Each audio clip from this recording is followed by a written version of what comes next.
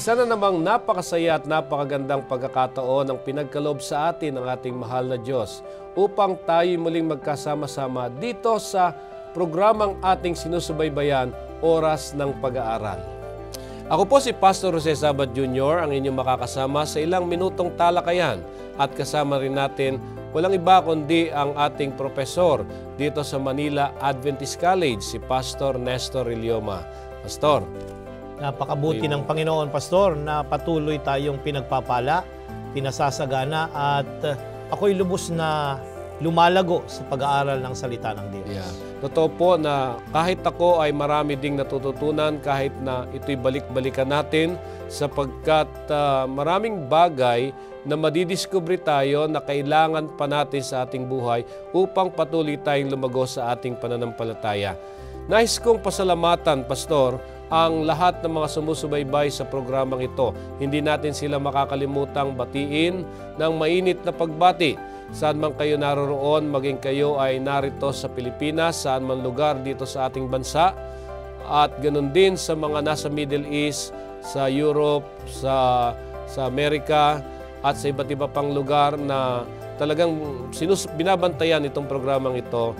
Mga kapatid, sa inyong lahat, maraming salamat at mainit na pagbati po ang sumainyo.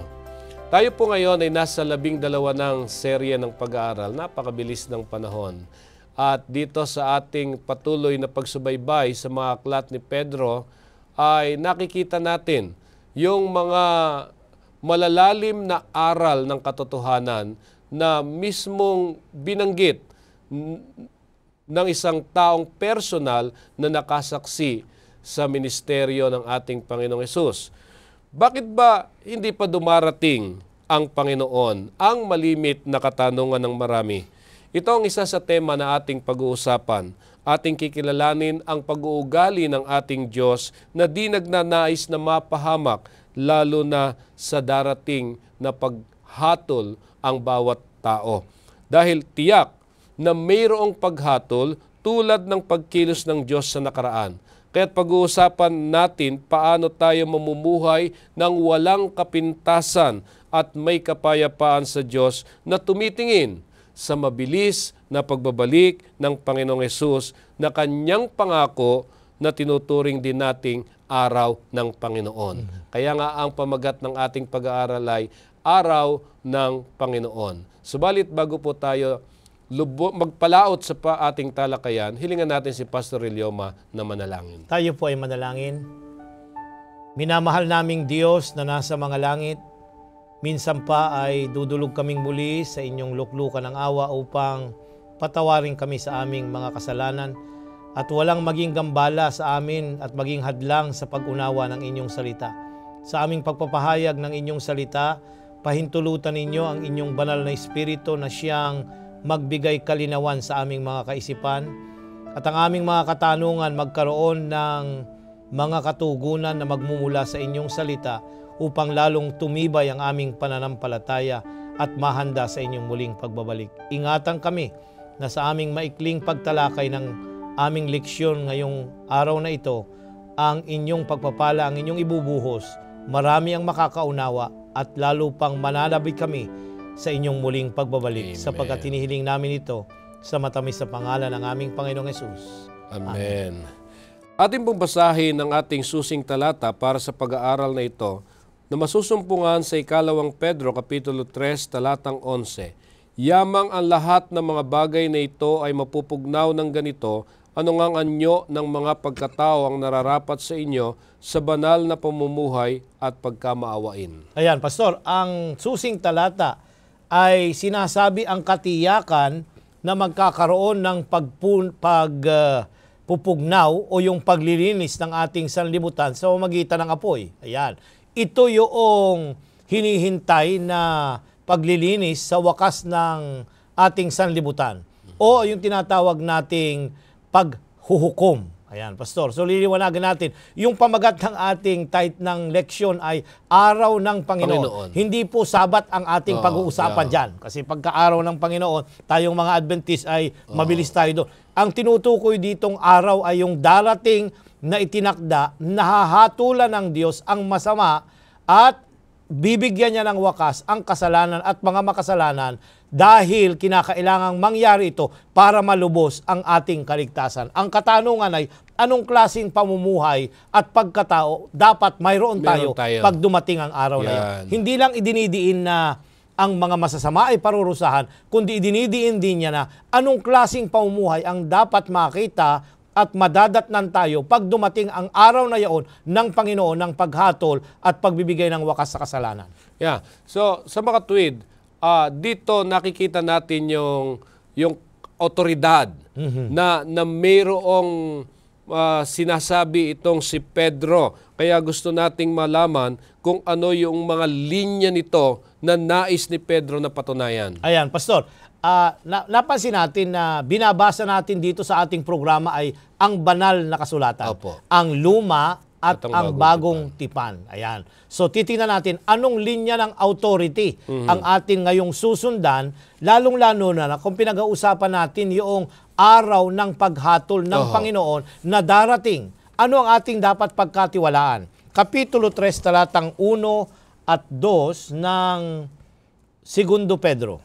Ito nga ang ikalawang sulat, mga minamahal, na sinusulat ko sa inyo, at sa dalaway ginigising ko ang inyong tapat na pag-iisip sa pamamagitan ng pagpapaalala sa inyo upang maalala ninyo ang mga salitang sinabi ng una ng mga banal na propeta at ang utos ng Panginoon at tagapagligtas sa pamamagitan ng inyong mga apostol. Ayan, Pastor. Narito, Pastor, sinasabi, ikalawang sulat. Kaya nga, itong Pedro ay tinatawag nating ikalawang sulat ni Pedro. Ni Pedro. Ayan. So, alam natin na dalawa yung kanyang sulat. Una yung pinag-aralan natin at ito yung ikalawang sulat, bahagi yung ating tinatalakay at kanyang idinidiin na itong kanyang mga sulat ay bahagi ng mga sinalita ng mga unang mga banal na mga propeta. So, papansinin mo, Pastor, ang authority na ating pinananampalatayanan bilang mga Adventista at mga Kristiyano ay yung authority ng banal na kasulatan na nagpasimula sa lumang tipan. Ayan.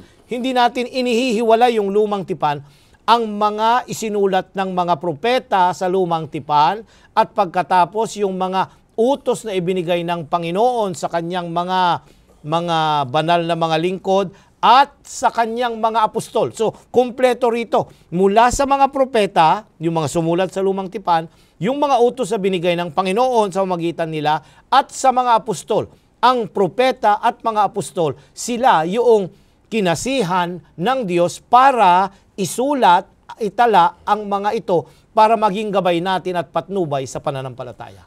Alam ninyo, Pastor, kapag ka ang isang tala ay may kinalaman sa propesiya, lumalabas yung katanungan tungkol sa sino bang otoridad, sino bang authority ang dapat na maglagay niyan sa banal na kasulatan.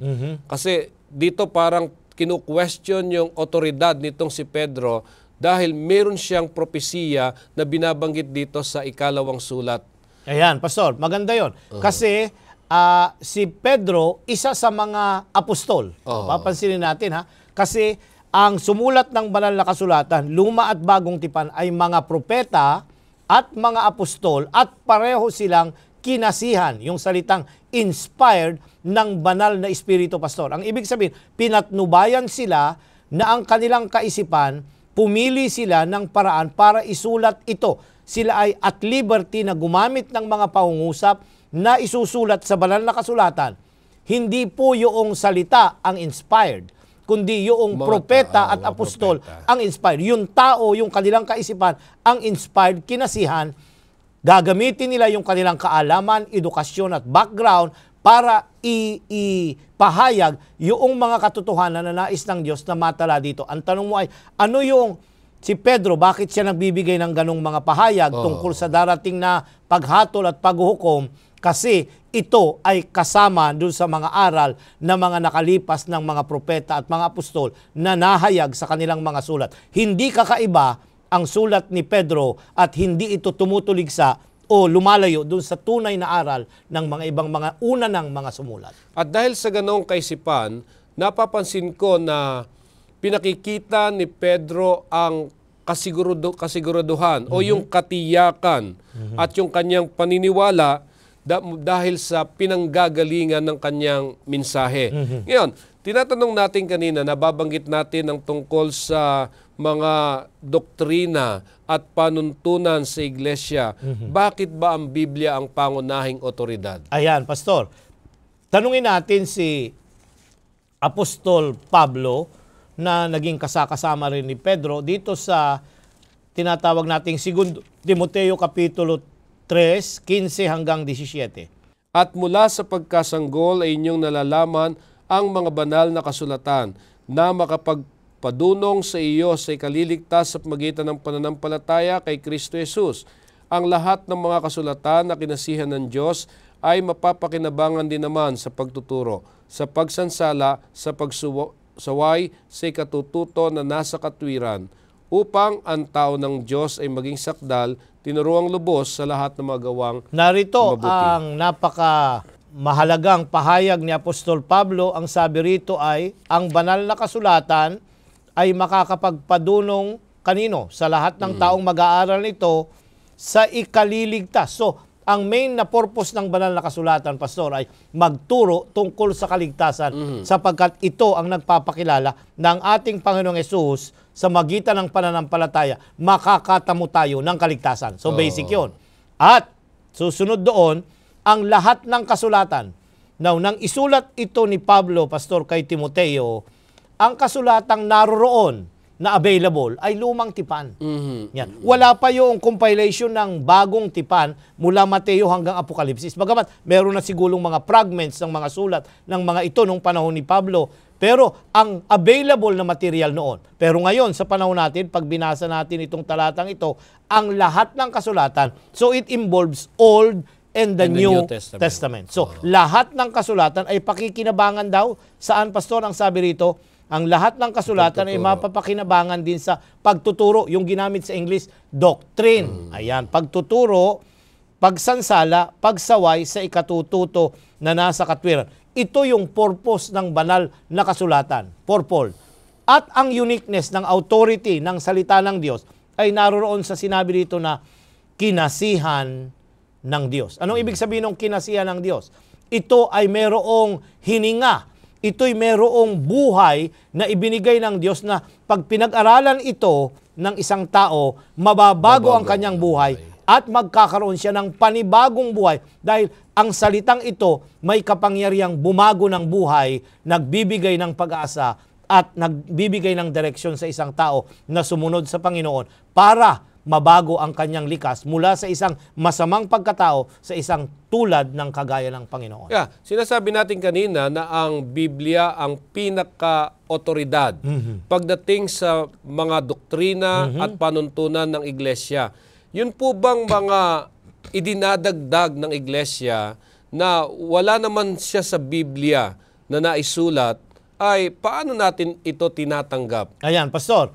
Yung mga mga alituntunin, mga requirements na idinadagdag, it should be supported ng banal na kasulatan. Banal na kasulatan. Ayan. So, anumang bagay na idadagdag sa panuntunan at pagpapatakbo ng iglesia na hindi sang-ayon sa palakad at turo ng banal na kasulatan, ay huwag natin tanggapin.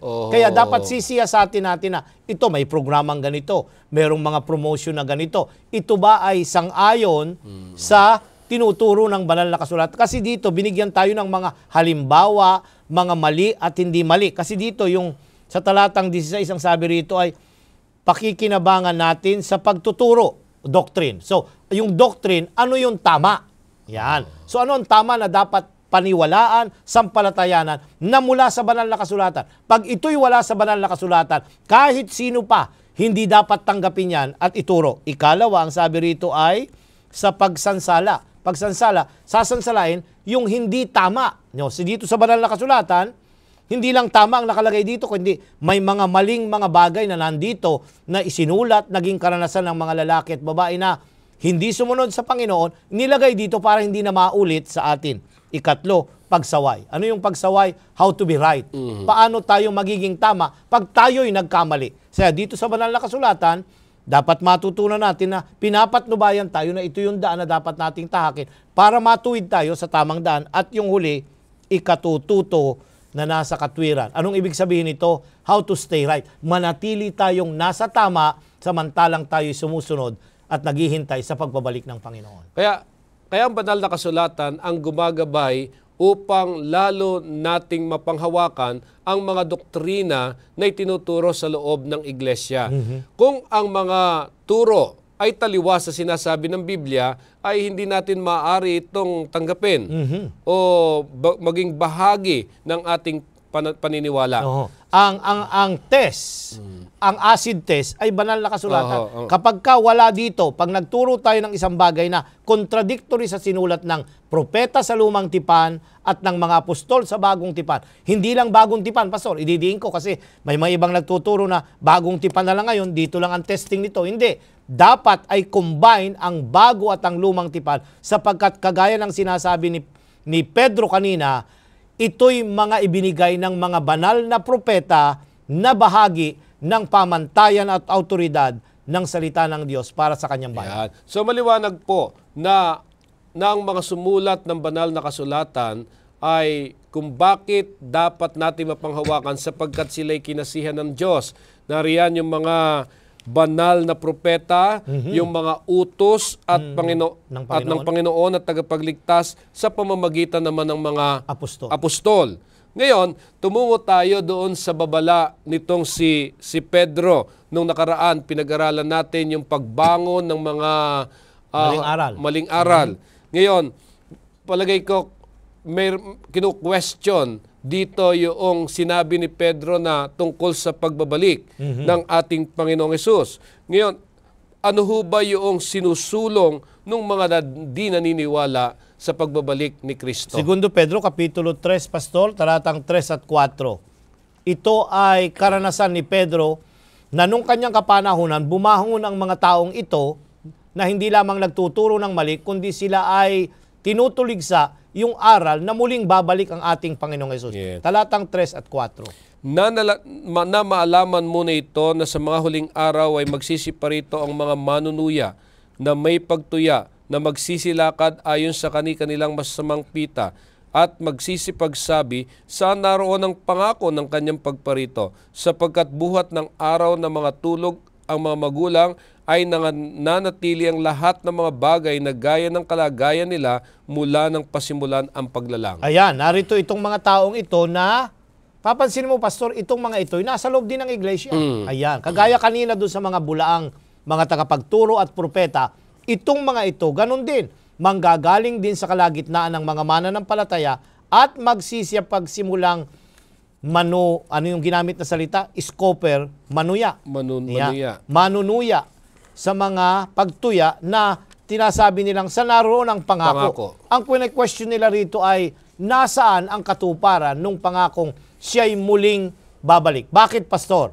Isa sa mga problema dito na ina-address ni Pedro at lalong-lalo na si Apostol Pablo sa kanyang mga sulat ay yung the delay of the parousia. Ayan. Ano yon? Yung nangangamatay na yung mga unang mga mananampalataya, mga apostol, hindi pa siya bumabalik.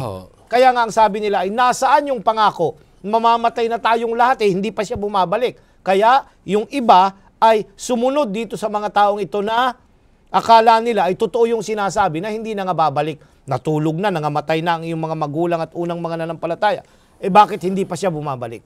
Ang mga manunuya, Pastor, sa panahon ni Pedro ay idinidiin nila na kagaya ng mga nangyayari araw-araw, patuloy pa rin, ito yung argumento nila wala namang nangyayari na babalik ang Panginoon. Pero si Apostol Pedro ay kanyang idiniin dito sa kanyang aklat na ito'y bahagi ng katuparan ng mga tanda na babalik na ang Panginoon. Sila mismo ay tanda na babalik na ang Panginoon. Ayan. So dito, babantayan natin na pag dumating ang ganitong mga tao sa kalagitnaan natin, sila'y tumutupad at sila ang tumutupad doon sa katuparan na babangon ang ganitong mga tao bago dumating ang ating Panginoong Jesus. Madalas nating napapakinggan sa mga preacher, kahit nga sa iglesia na pag-uusapan, nung wala pa sila, yung pang mga lolo nila, sinasabi na si Jesus ay babalik. Subalit hanggang ngayon na hindi babalik, hindi pa nagbumabalik. So, ano kaya itong propesiyang ito? Nung pang mga apostol, sinasabi ng pagbabalik niya. Kaya nga, ang iba ay nanghina na sa pananampalataya dahil yung pangako ay hindi pa nagkakaroon ng katuparan. So, Pastor, papansinin natin na dito ay inexplain ni Pedro ang tungkol dito. Pumunta tayo sa talatang 8, 9 at 10 at kanyang ipinahayag kung ano ang katotohanan tungkol sa bakit ang ating Panginoong Hesus ay hindi pa bumabalik, lalong-lalo na nung kanilang kapanahunan. 8, 9 at 10. Ikalawang Pedro, Kapitulo 3, 8, 9 at 10. Datapwat huwag ninyong kalimutan, mga minamahal, ang isang bagay na ito, na ang isang araw sa Panginoon ay katulad ng 1,000 taon at ang 1,000 taon ay katulad ng isang araw. Hindi mapagpaliban ng Panginoon tungkol sa kanyang pangako na gaya ng pagpapalibang ipinalalagay ng iba, kundi mapagpahinuhod sa inyo na hindi niya ibig na sino man ay mapahamak, kundi ang lahat ay magsipagsisi. Datapwat darating ang araw ng Panginoon na gaya ng magnanakaw na ang sangkalangitan sa araw na yan ay mapaparam, nakasabay ng malaking ugong at ang mga bagay sa langit ay mapupugnaw sa matinding init at ang lupa at ang mga gawang nasa lupa ay pawang masusunog. Ayan, pinaliwanag ni Pedro Pastor kung bakit ang Panginoon ay parang delay. Delay ang kanyang pagbabalik. Parang delay yung kanyang magbabalik. Ang talatang 9 ay napakahalaga. Ang sabi rito, hindi ibig ng Panginoon ang sino man ay mapahamak, kundi ang lahat ay magsipagsisi. Nais ng Diyos na marinig ng lahat ang pabalita ng kaligtasan. Kung dumating ang ating Panginoon, Pastor, nung kanilang kapanahunan, di wala na tayong bahagi sa kaligtasan na ipinangangaral ng mga alagad at ng mga unang pananampalataya. Tayo na narito sa balat ng lupa, dapat magkaroon ng karapatan na marinig ang pabalita ng kaligtasan at magpasya tayo kung ito man ay tanggapin o hindi. Ito ang magiging daan para tayo maligtas o tayo'y mawaglit. Ito ang nais ng Diyos na mapahamak. Kaya nga, hindi delay yung kanyang pagparito, kundi ang tao binibigyan niya ng pagkakataon na tanggapin ang pabalita ng kaligtasan. Kaya nga sa Mateo 24, yun ang isa sa mga tanda bago siya muling magbalik. Ipangangaral ang ebanghelyo sa lahat ng kinapal at kung magkagayon, darating ang wakas. Alam po ninyo, sa pag-ikot ko sa teritoryo, lagi laman ng aking pagtatanong sa aking mga pagle-lecture kung sino ang nais nang bumalik ang Panginoon. At walang magsabi na ayaw nila na bumalik na ang Panginoon. At sinusunod ko yung katanungan, gusto nyo ba na dumating na ang Panginoon bukas, mamaya? Ang lahat ay nagsasabing gusto na nilang dumating ang Panginoon. Pero may napakahalagang aral na sinasabi dito sa bahaging ito na hindi nais ng Diyos ang lahat ay mapahamak. Kundi binibigyan sila ng pagkakataon na makapagsisi at mapakinggan ang ebanghelyo.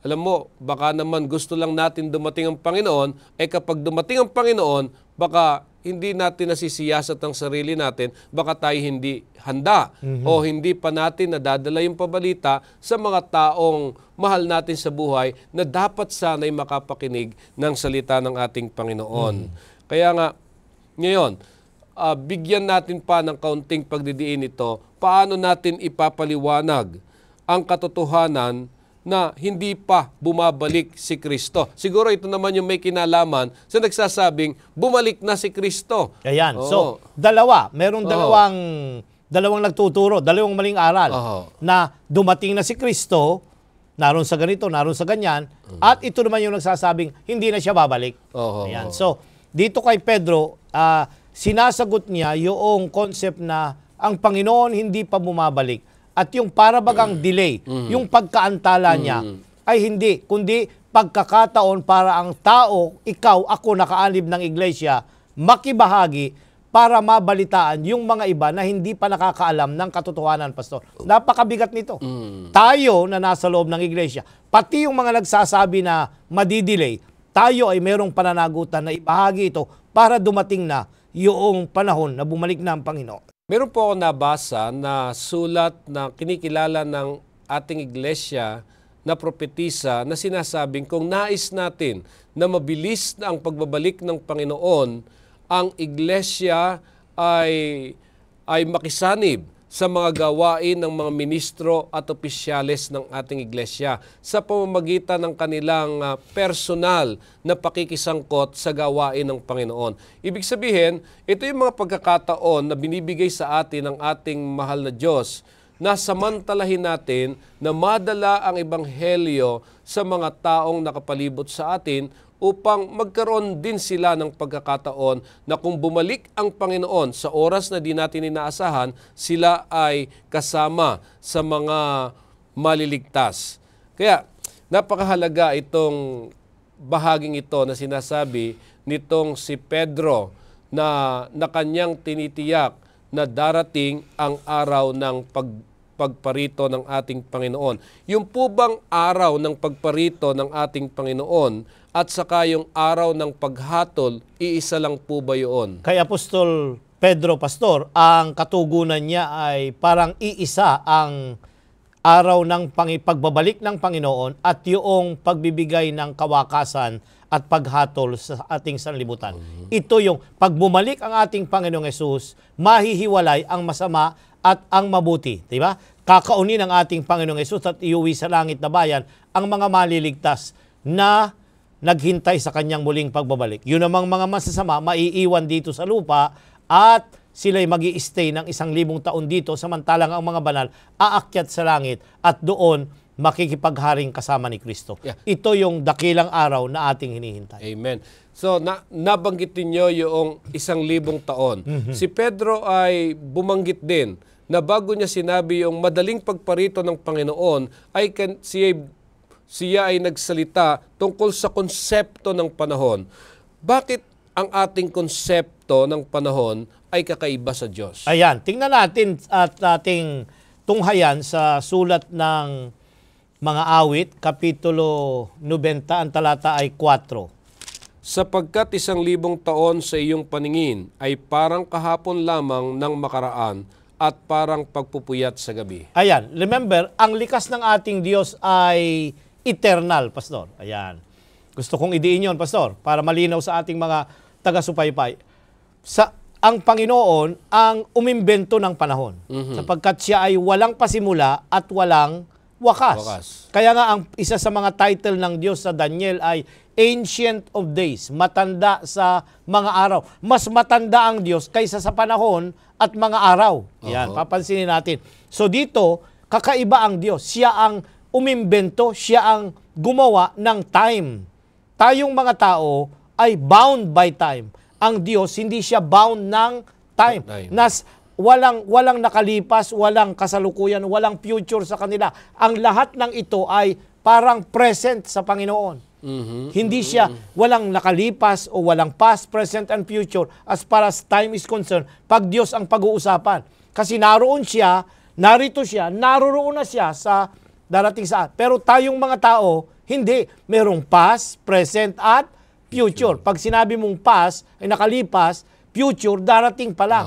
Pero sa Diyos, bahagi yun ng kanyang plano ng likas niya. Kaya nga pag sinabi natin dito sa talatang 4 ay ang 1,000 taon sa iyong paningin ay parang kahapon lamang na nakaraan. Parang kahapon lamang. Isang araw. So maikli lang yun para sa kanya. Sa atin yung 1,000 taon ay mahaba na yun. Mahabang panahon yun. Pero sa Diyos, kahapon lang yun sa kanya dahil siya ay walang pasimula, walang hanggan. Bahagi yun ng kanyang bagiging makapangyarihang Diyos. Kontrol niya ang time. Kaya nga pag sinabi mong siya'y babalik, alam niya kung kailan siya babalik. Pero sa atin, yun ay future. Pero sa kanya, yun ay pwedeng mangyari bukas o sa makalawa. Napakahalagang naiintindihan natin itong mga bagay na ito sapagkat kadalasan yung mga mananaliksik ng Biblia, ginagamit itong mga figure na ito para ma-compute nila kung kailan babalik ang ating Panginoon. Ayan, kaya nagkakaroon sila ng mga time calculation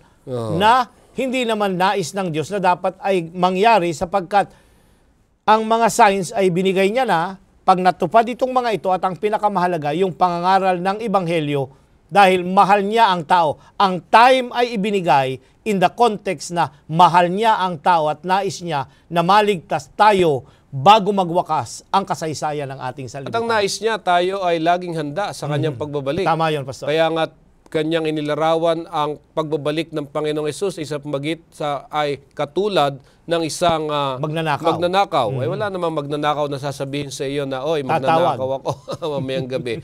So, kundi sinasabi sa atin na ang pagbabalik ng Panginoong Hesus, nangangailangan ito ng paghanda upang tayong lahat ay makasama doon sa kanyang pangako. Kaya nga, tinatanong natin, ano ba ang epekto ng nalalapit na pagbabalik ni Jesus sa atin ngayon? Dito sa sulat ni Pedro sa Kapitulo 3 ng 2 Pedro, ang talata, Pastor, ay 11 hanggang 13. Yamang ang lahat ng mga bagay na ito ay mapupugnaw ng ganito. Ano ngang anyo ng mga pagkataong nararapat sa inyo sa banal na pamumuhay at pagkamaawain na ating hinihintay at pinakananasa ang pagdating ng kaarawan ng Diyos, na dahil dito'y ang sangkalangitan na nagniningas ay mapupugnaw at ang mga bagay sa langit ay matutunaw sa matinding init.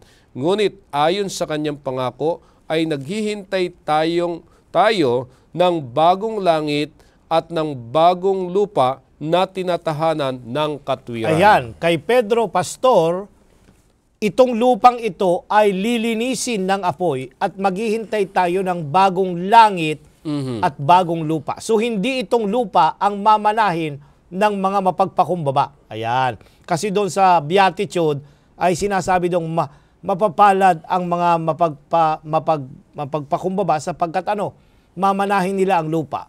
Ito ang inaasam-asam nating lahat, na tayo ay magmana ng bagong langit at ng bagong lupa. Kaya nga, huwag nating gawin na yung pagtsatsaga ng Diyos ng paghihintay sa atin kung bakit hindi pa siya bumabalik ay para bang pagkakataon na ipagpaliban natin ang ating mga pagpapasya tungkol sa pagpapasakop sa ating Panginoong Hesus. Kaya napakahalaga, mga ginigiliw namin ng mga taga-subaybay ng programang ito, na makita natin na hanggat may mga pagkakataon tayo magpasya na sumunod sa ating Panginoong Hesus, magpasakop sa Kanya, paggamit sa Kanyang banal na gawain, sabihin natin ang kagilagilalas ng mga katotohanan ito doon sa iba na nagwawalang bahala, na hindi magtatagal o hindi natin nalalamang lahat na darating ang ating Panginoong Hesus na katulad ng isang magnanakaw. Kaya nga, mayroong ipinakita sa atin sa ibang mga tala, may mga talinhaga na sinabi ang ating Panginoong Hesus tungkol sa bagay na darating.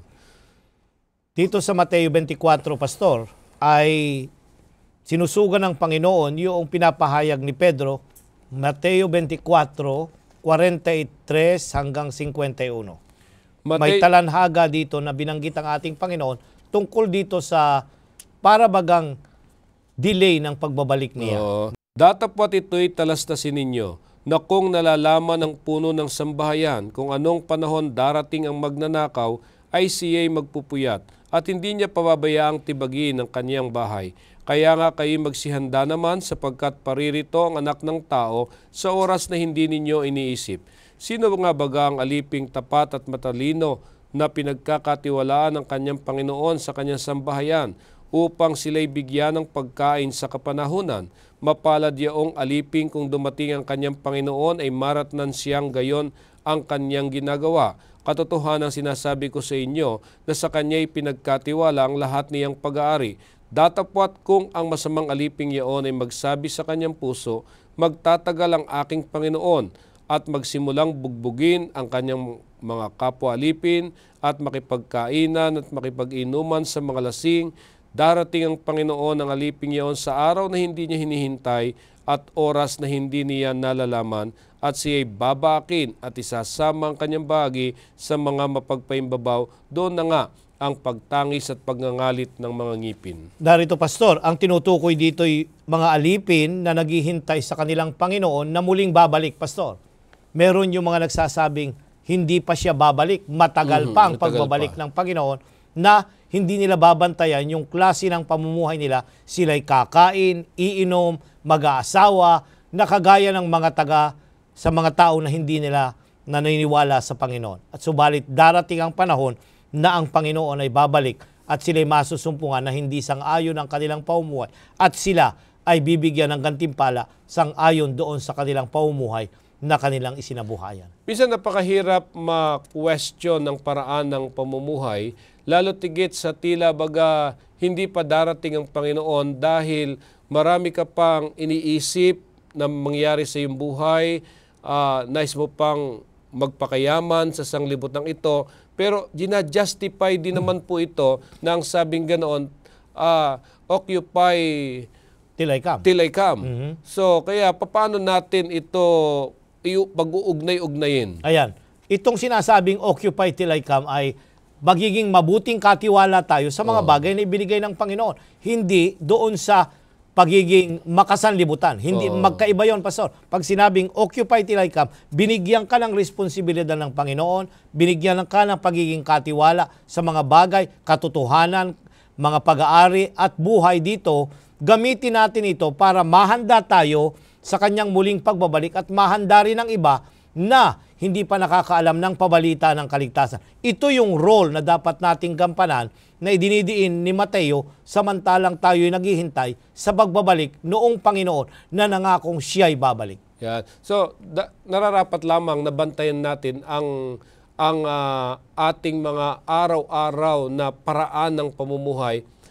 Baka tayo ay nalalagay doon sa mga gawain natin para sa ating pansariling kapakanan. Para lang sa ating sarili na yamang sinasabi ng ating pag-aaral na occupy till I come, yun sa mga bagay na kung saan ay gamitin natin para lalo nating maramdaman na napakalapit na ang pagparito ng Panginoon. Tama yun, Pastor. So, masamantala natin ang mga panahong ibinigay sa atin dahil hindi rin naman po natin alam.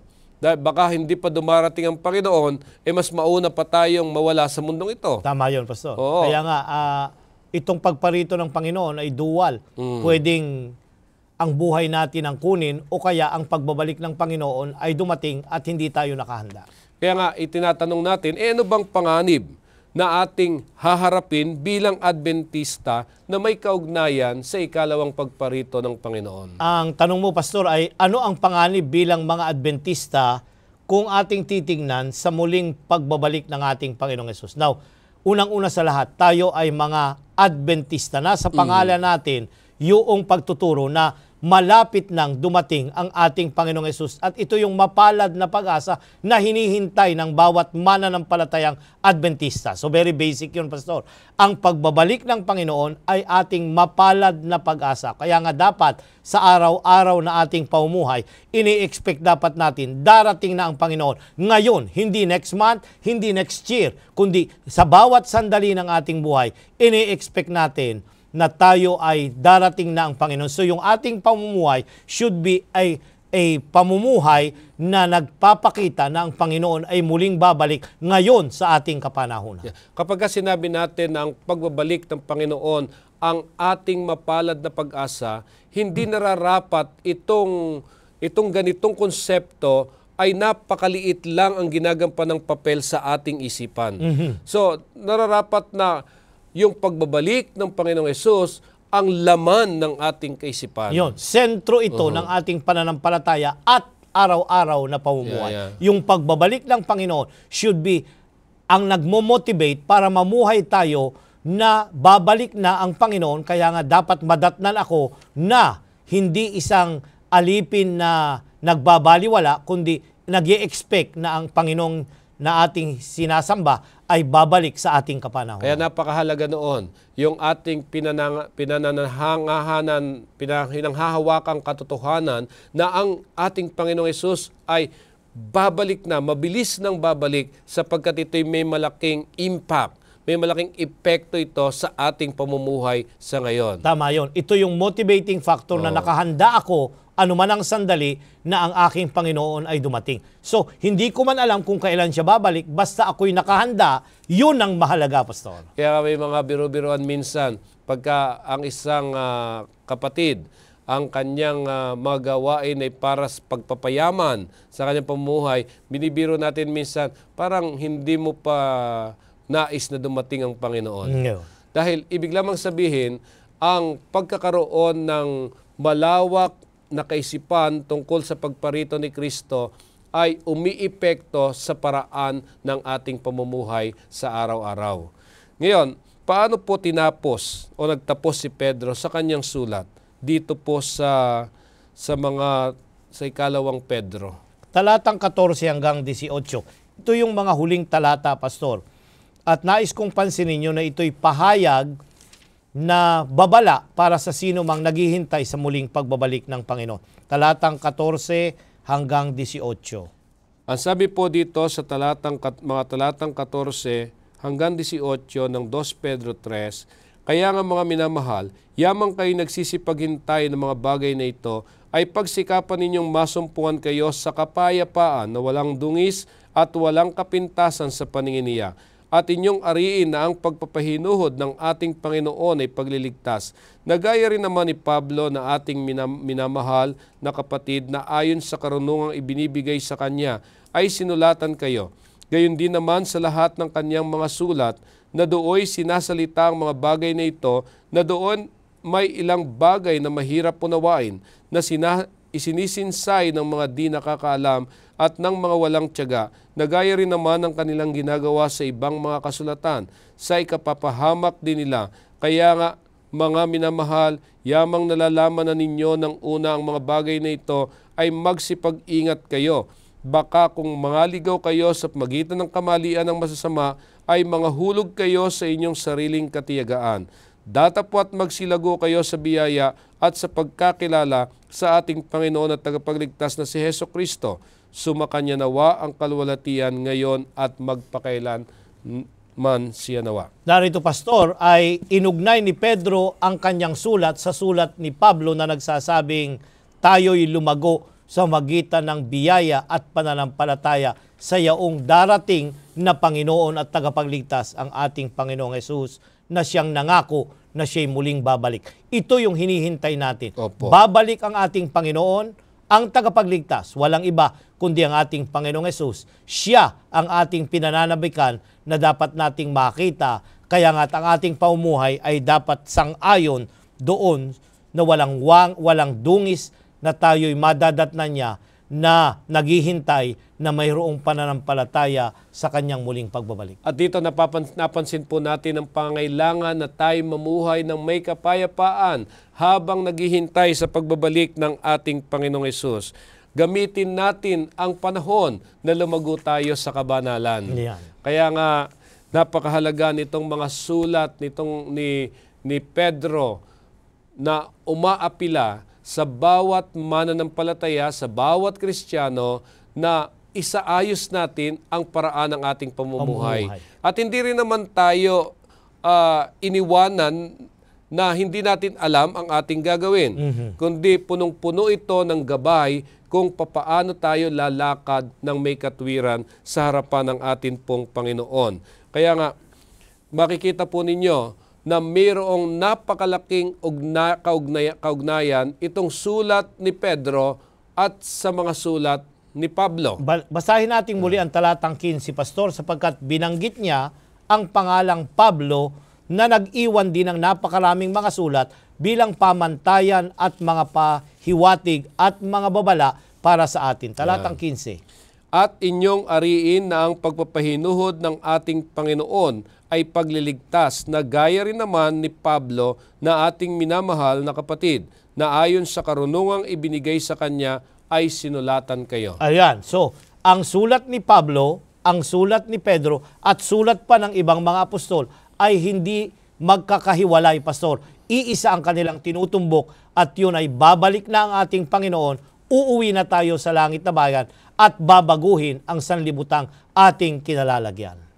So sa mga tweet, si Pablo at si Pedro ay kapwa nagbababala tungkol sa maaring mangyari hindi lamang sa loob ng iglesia, kundi yung mga mangyayari sa labas ng iglesia. At ang mga ito ay pagpapahiwatig na totoong napakalapit nang dumating ang ating mahal na Panginoon. Kaya walang makapagsasabi na hindi nila alam kung ano ang kanilang gagawin. Dahil punong-puno tayo ng mga kaalaman mula sa mga sulat ni San Pablo at ganun din ni Pedro. Kaya ang tanong, bakit hindi natin alam ang tumpak na panahon ng kanyang pagbabalik? Ayan. At ano ang dapat nating maging pag-uugali? Lucas 12:37. Dito po sa Lucas Kapitulo 12:37, ang sabi dito, mapapalad yung mga alipin na kung dumating ang Panginoon ay marat ng nangagpupuyat. Katotohanan ang sinasabi ko sa inyo na siya'y magbibigki sa sarili at sila'y paupuin sa dulang at lalapit at sila'y paglilingkuran niya. Yan, narito pastor, ang sabi rito, ang mga alipin na naghihintay, marat na ng kanilang Panginoon na nagpupuyat. Nang ibig sabihin, naghahanda, naghihintay, at isinasakabuhayan yung mga aral at turo ng ating Panginoong Hesus na iniwan sa mga propeta at mga apostol na nandito sa banal na kasulatan. So, binanggit niyo yung salitang nangagpupuyat. Siguro hindi naman ito yung nagpupuyat na walang kabuluhan. Hindi ito yung literal na hindi natutulog Hindi sa gabi, natutulog. kundi ang ibig sabihin nito ay sa bawat sandali ng ating buhay, naghihintay tayo na may anticipation na darating ng Panginoon sa ating kapanahunan, hindi pa nagpapaliban, kundi ngayon pwedeng dumating ang Panginoon sa ating kapanahunan. Paano natin nilalarawan yung mga taong naghihintay sa pagbabalik ng ating Panginoon?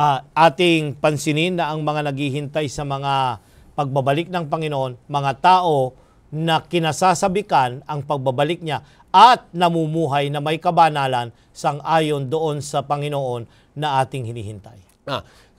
Lagi ko sinasabi sa aking pagtuturo ng banal na kasulatan, kapag tinatalakay na ang pagbabalik ng Panginoon, na sa pagbabalik ng ating Panginoong Hesus, kanyang inaasahan ang mga taong naghihintay sa kanya, na itong mga taong ito, yung mayroong pagtsatsaga, mayroong pananampalataya ng ating Panginoong Hesus. Ngayon, pagka sinabi nating mayroong pananampalataya ng ating Panginoong Hesus, ano ang ibig sabihin nito? Ang ibig sabihin, ang pananampalataya na gumagawa sa kanilang mga buhay at isinasakabuhayan para ang iba manampalataya sa magitan ng kanilang pagsaksi. So hindi ito yung kaya ka sumusunod sa kautusan, kaya mo iniingatan ng kautusan dahil gusto mong maligtas. Hindi. Kundi ito yung pananampalataya na ligtas na at ang kanilang pinananabikan yung pagbabalik noong nagligtas sa kanila na ang kanilang pamumuhay ay contagious, pastor. Yan, nakakahawa na ang iba nais ding maligtas at magkaroon ng banagong buhay ng kanilang na nais nila na makita sa kanilang kabuhayan. Kaya pala, napakahalaga ng bawat kapatiran sa iglesia, alam yung mission ng Seventh-day Adventist Church. Dahil pagka babaybayin natin yung mission ng ating iglesia, ito yung tawagin natin ang lahat ng tao, ating ipahayag sa kanila ang ebanghelyo sa konteksto sa Apokalipsis Kapitulo 14, talatang 6 hanggang 12. At sila'y ihanda, at ang mga tao ihanda sa pagbabalik ng ating Panginoon. So ibig sabihin, mga ginigiliw namin, ang itinuturo nitong si Pedro ay naaangkop sa ating kapanahunan, na tayo ay mayroong misyon sa mga tao, na kung nais natin na dumating ng mabilis ang ating Panginoong Hesus, tayo ay kakitaan ng kasigasigan sa paghihintay sa Kanya at pag-akay sa mga tao na katulad rin natin na naghihintay sa ating mahal na Panginoon. Tama yun, Pastor.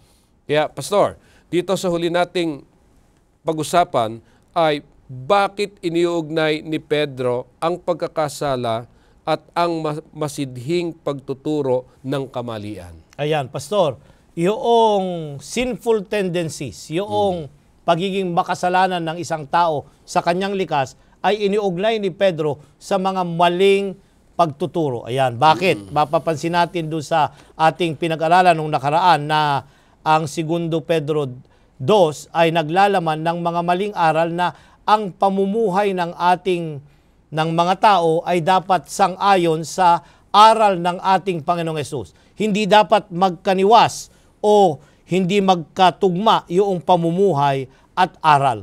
Ang pamumuhay at aral dapat iisa para sa ating mga Kristiyano. Ang masumpungan tayong naghahanda ang ating pamumuhay sang-ayon doon sa likas ng ating Panginoon. Dahil ito ang magpapatibay na siya'y darating na. Kaya nga ang sabi doon, when the character of Christ is fully reproduced upon His people, then He will come to claim them as His. Kung ang ating pamumuhay ay sang-ayon doon sa ipinahayag ng banal na kasulatan, darating na ang Kristo at tayo'y uuwi na sa langit na bayan. Napakaganda noong pagkakapahayag na ito ni Pastor Ilioma na may aangkop natin sa ating pamumuhay bilang Kristiyano na kung saan itong si Pedro ay nagsasabi sa ating lahat o nagbababala na darating na ang ating Panginoong Hesus.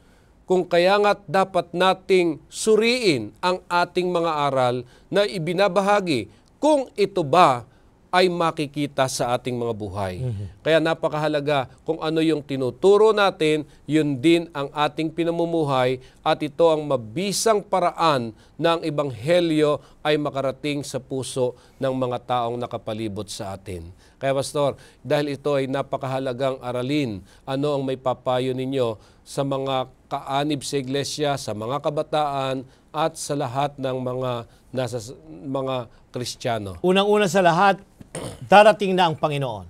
Kaya nga tayo'y dapat mamuhay sang-ayon doon sa liwanag ng katotohanan ng ating tinanggap na ang ating Kristo'y babalik at dahil siya'y babalik na, masumpungan nawa tayo na naghihintay at naghahanda na ang ating pamumuhay ay angkop sang-ayon doon sa aral na ating ipinangangaral. Amen.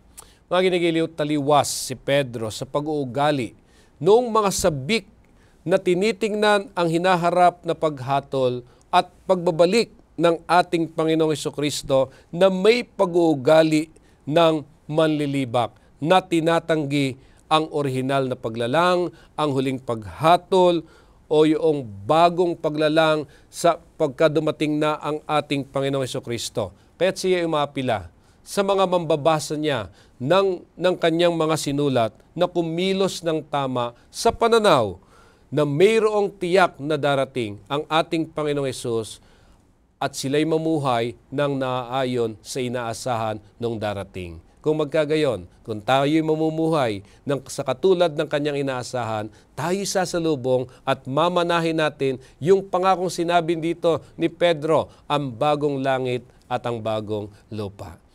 Maraming salamat po sa ating patuloy na pagsubaybay at tayo manalangin. Dakila po naming Diyos, nagagalak kaming pasalamatan kayo na mayroong mapalad na pag-asang kami ay kinahaharap na kung saan mithiin namin, Ama, na masaksihan ang dakilang pagkakataong ito na makita sa lapaap ng langit ang pagbabalik ng Panginoong Hesus. Kaya't dalangin namin sa mga oras na ito, tulungan niyo kami, Panginoong, maipamuhay namin ang inyong mga salita. Yung inaasahan ninyo ay makita sa aming mga buhay. Lubos na gumawa ang banal na Espiritu na baguhin kami upang hindi kami maakay ng mga bulaang guro na lalabas sa gitna naming lahat, kundi bagkos manahan kami at mapanangahanan namin ang katotohanang ibinahagi mo sa amin. Pagpalain ang lahat na sumusubaybay sa programang ito, na sa pamagitan namin na nag-aaral ng inyong mga salita, maihanda rin namin ang iba sa nalalapit na pagparito ng aming Panginoong Hesus. Nawa sana'y sasalubong kaming lahat kasama ng aming mga mahal sa buhay upang manahin ang bagong langit at ang bagong lupa. Ito po ang aming dalangin sa pangalan ni Hesus. Amen. Muli pa mga ginigiliw, maraming salamat sa inyong pakikisama sa amin. Sana'y huwag po kayong bibitiw para sa huling serye ng pag-aaral sa trimestreng ito sapagkat ito yung pagbubuo natin sa mga pinag-aralan natin sa loob ng 13 linggo. Kaya uli po, ako si Pastor Jose Sabat Jr., kasama ko si Pastor Nestor Ilioma, nagsasabing sumagana nawa ang inyong pamumuhay.